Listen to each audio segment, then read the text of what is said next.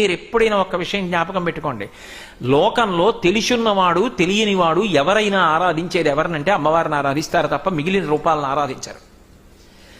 ఏమీ తెలియనివాడు ఉన్నాడు అనుకోండి, పోలేరమ్మ, తలుపులమ్మ, మరిడమ్మ, నూకాలమ్మ. నూకాలమ్మ అంటే ఈ ఊళ్ళో నేను అన్నం తింటున్నానంటే ఆ తల్లి నాకు నూకలు పెట్టిన తల్లి. ఏం చేస్తాడు, ఏడాదికి ఓసారి వెళ్ళి డప్పు వాయించి ఆవిడ దగ్గర వేపమండలు కట్టి పట్టుకెళ్ళి ఏదో ఆ వాడికి ఉన్నది నైవేద్యం పెట్టి వస్తాడు. అక్కడ ఏం పెద్ద వైదికమైనటువంటి ఆచారం ఉండాలని నియమం లేదు. కానీ అందరికీ అన్నం పెట్టిన తల్లి, ఊరికి అధిష్టాన దేవత నూకాలమ్మ, తలుపులమ్మ. తలుపులు వేసేసాను అనుకోండి, లోపల బయటికి వెళ్ళవు, బయటికి లోపలికి రావు.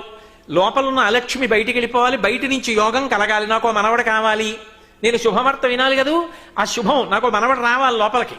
తలుపులు తీసుకుని తాత అంటూ వాడు పరిగెత్తుకు రావాలి. యోగం, నాకు మనవడు పుట్టాడు అంటే అది ఇవ్వగలిగినది. తలుపులు తీసి మనవడినిచ్చింది. తలుపులు